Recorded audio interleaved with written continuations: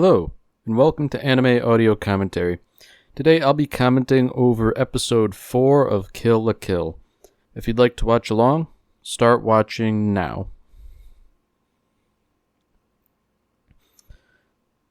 So, as per the preview from last episode, the premise of this episode is that the students are required to get to school and they're not allowed to be late, otherwise there will be serious punishment. And to my mind, this is one of my favorite episodes. I really like the premise of this authoritarian nightmare school that Honnouji Academy presents. And, you have to get to school on time. And I think in this particular instance, early. But to combat that, the powers that be at the school have set up a horrifically awful obstacle course that has pretty equal odds of maiming or killing the students. So, what we have here is one of the initial complications, even aside from not being allowed to be tardy. Mako's mom is cleaning senkets, and this is a big stumbling block because that's where a lot of Ryuko's power comes from, and so without senkets, she's essentially hung out to dry, much like senkets.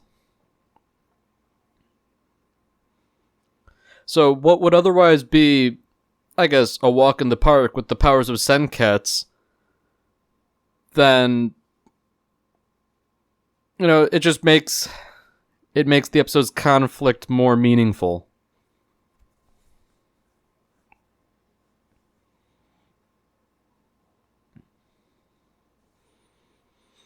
Here, we're also introduced to the fact that only Ryuko can communicate with senkets, presumably because senkets has ingested her blood. And, she's trying to communicate, but Mako and her family just think it's sort of Ryuko being eccentric.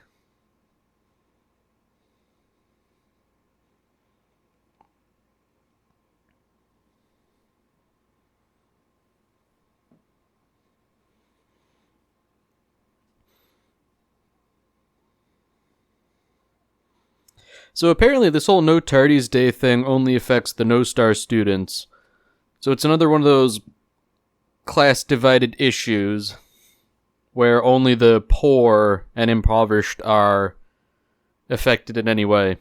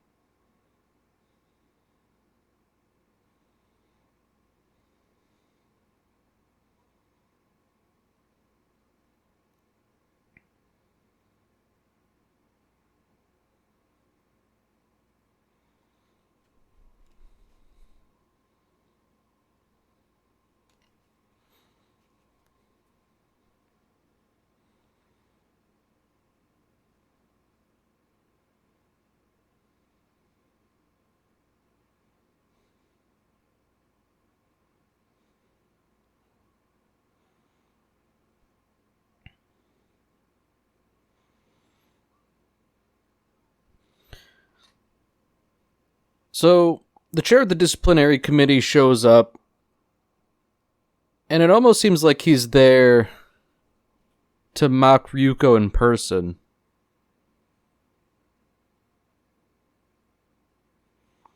And he sort of gives a lowdown on what exactly is expected of the No-Star students.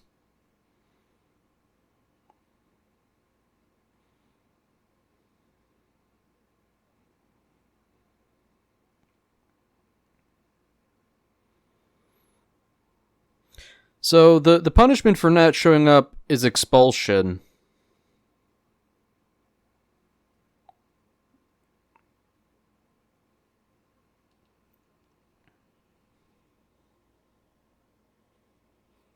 I'm wondering if perhaps this No Tardies Day was pre-planned or if it was instituted specifically because Ryuko had intervened in the ongoing activities of Honnouji Academy. I'm tempted to think it was specifically done for Ryuko.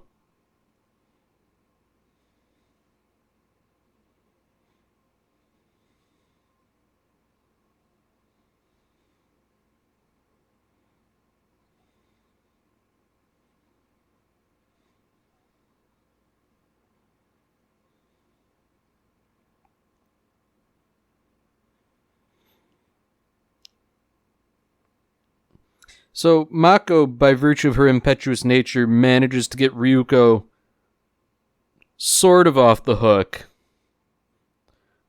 Of course, she still needs to compete in the obstacle course.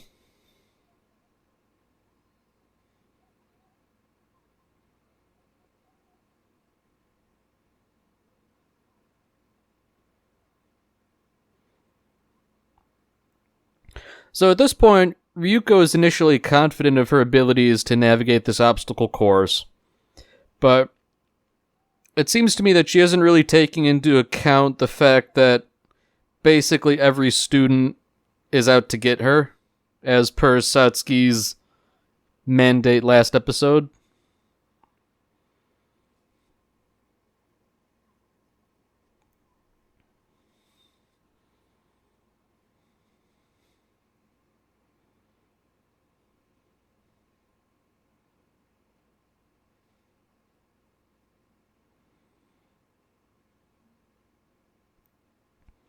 So as they make the first checkpoint, Iragamuguri stops to heckle them again and mentions that all the usual routes to the school have been entirely disabled.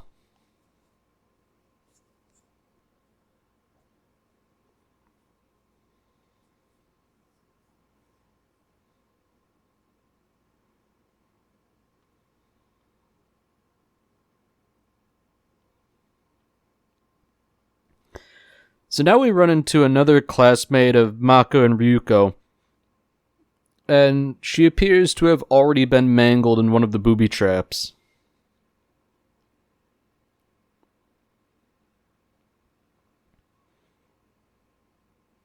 And she's really laying it on thick here to try and extract any sympathy from Ryuko.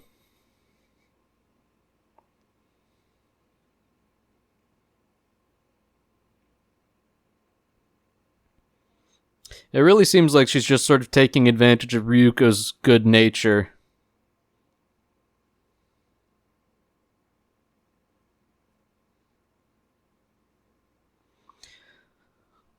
So now that Senketsu has been properly washed, the rest of Mako's family, sans the mother, are attempting to deliver it to her.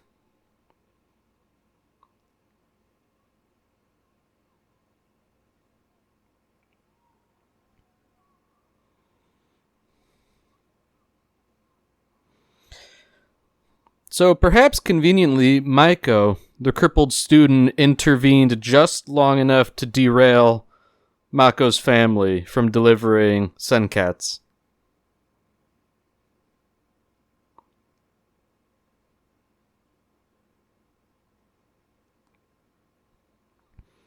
Now, I like the use of Chopin's Funeral March here. Classical music is criminally underrated in terms of being used in commercial properties. It's all in the public domain since it's so old, and sometimes you really can't beat it. So here we have, I guess, a series of instances in quick succession where Maiko seems to coincidentally slow down the group.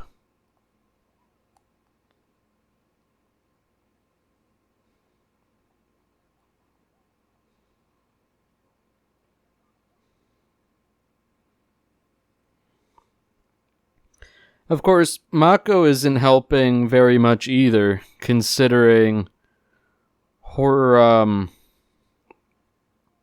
I guess her chronic airheadedness.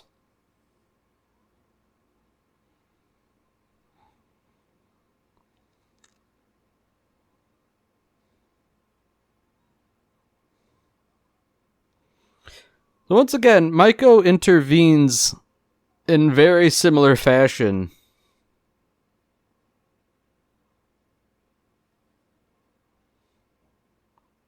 Even though Senketsu can't communicate with anyone else at this point, he's verbally frustrated about everyone failing to drive correctly.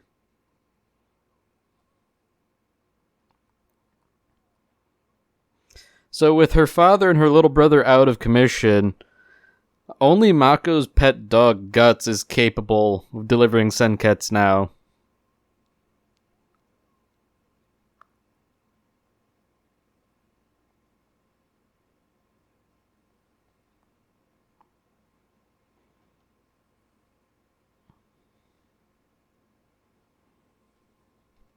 There's a nice little scene here where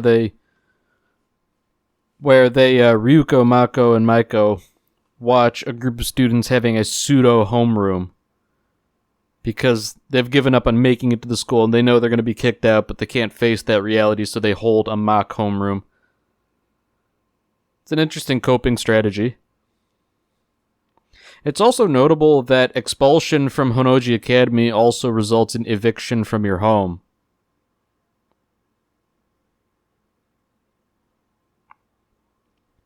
So while they're not exactly playing by the rules, Ryuko, Maiko, and Mako managed to hijack a 1-star armored vehicle. Now, interestingly, in this last shot, Maiko was grabbing the gear shifter with her allegedly crippled arm.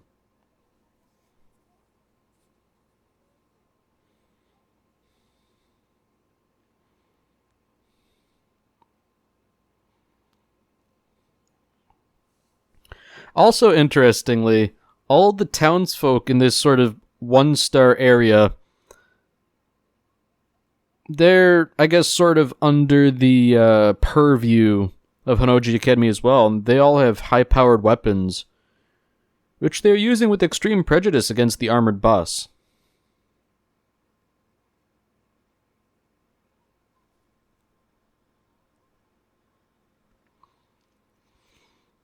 Additionally, Maiko appears to have removed the bandages or the cast from her injured hand, so it's only on the forearm now. So whatever she was saying about having been crippled before, she certainly seems to have full functionality of her hand.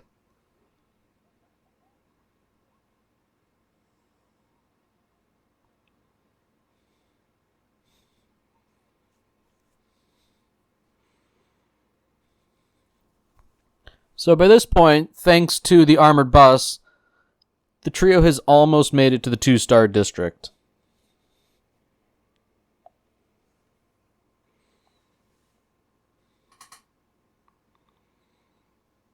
We also have another spot of classical music, which I greatly appreciate.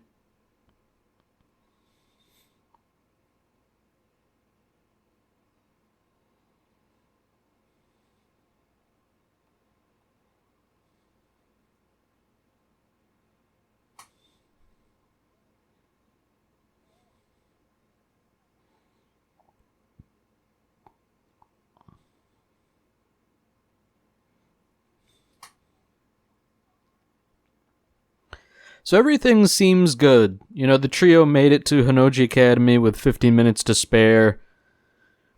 It seems like the three of them are good friends now.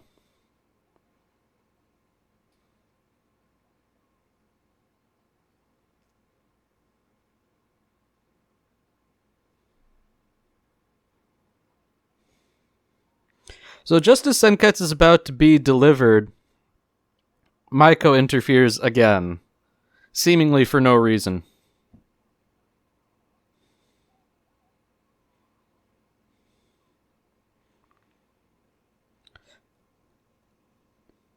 So now Maiko reveals her true intentions.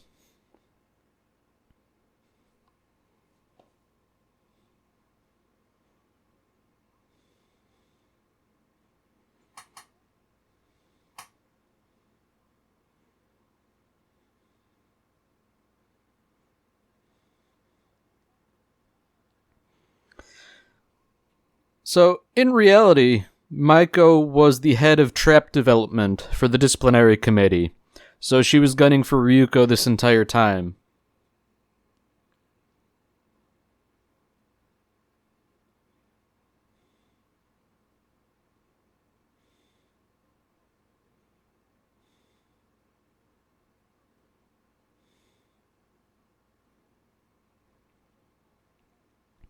So, interestingly, Maiko has ambitions of challenging Lady Satsuki herself. So, despite being, pretty high up in the disciplinary committee, she has no loyalty whatsoever, and took this opportunity to try and betray essentially everyone.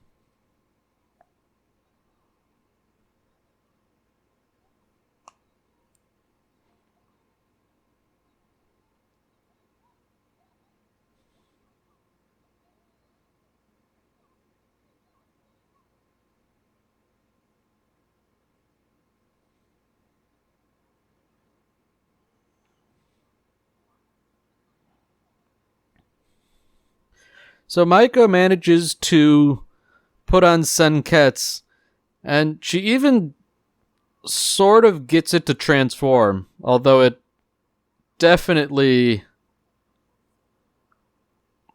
looks different than when Ryuko wears it.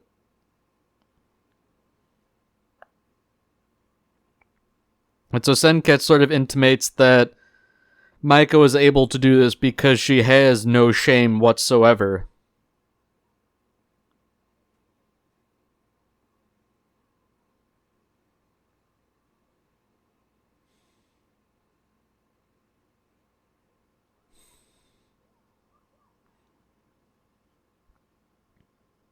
So, try as she might, Maiko is paralyzed.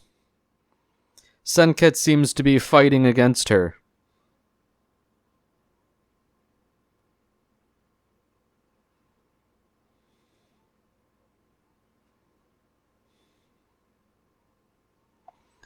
So, Maiko knows she is up the creek without a paddle, and she tries to grovel to get her way out of a beating, but it doesn't seem like Ryuko would be willing to relent after what she's been put through.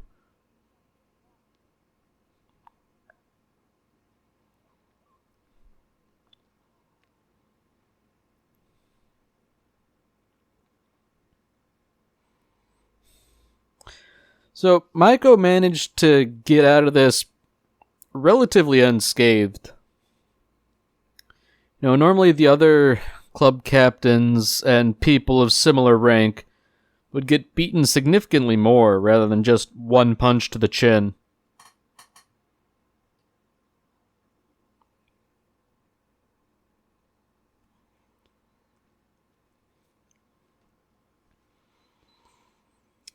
So now Maiko's final betrayal is revealed.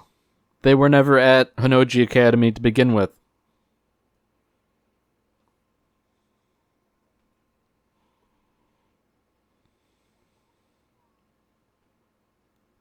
So with her final contingency plan activated, Ryuko and Mako are going to be sent back to the very beginning of the obstacle course, and there really isn't very much they can do about it.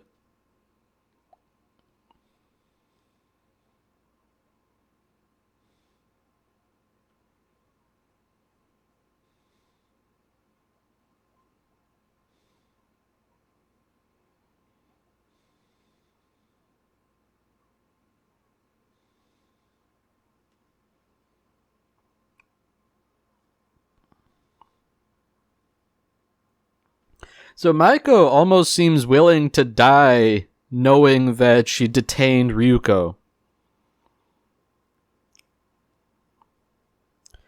Of course, that was a lie. She's the type to lie, but ultimately she's just satisfied at having beaten Ryuko and detained her and done all that.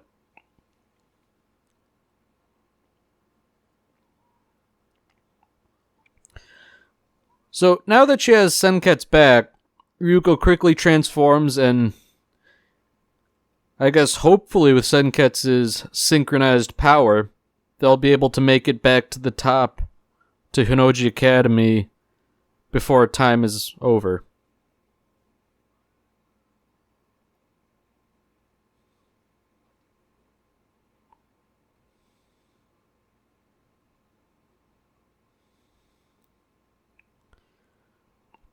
So fortunately, through sheer happenstance, they managed to find a cable car that goes non-stop to Honnouji Academy from the very bottom, and it's reserved for only the most important students.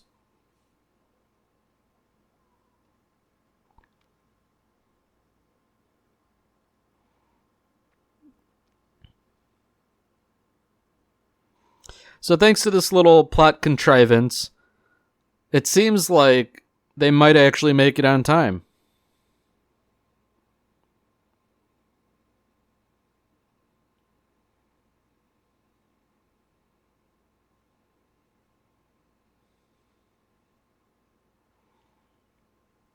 So back with Maiko, she's scheming to herself about how she'll pretend to be a good subordinate. But Gamagori heard everything, and he does not suffer fools. It seems that even though he's ostensibly a villain, at the very least he has a sense of honor. And he does expel Maiko for her treachery.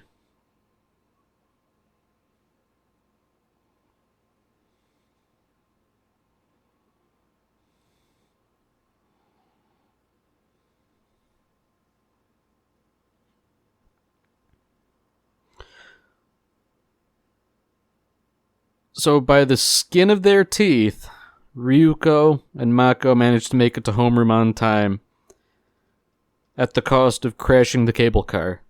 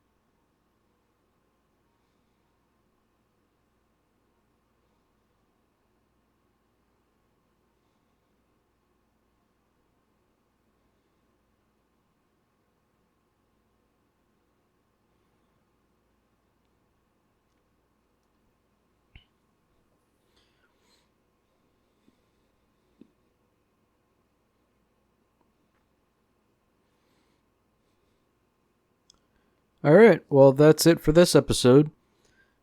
If you've enjoyed it, then by all means tune in for the next episode.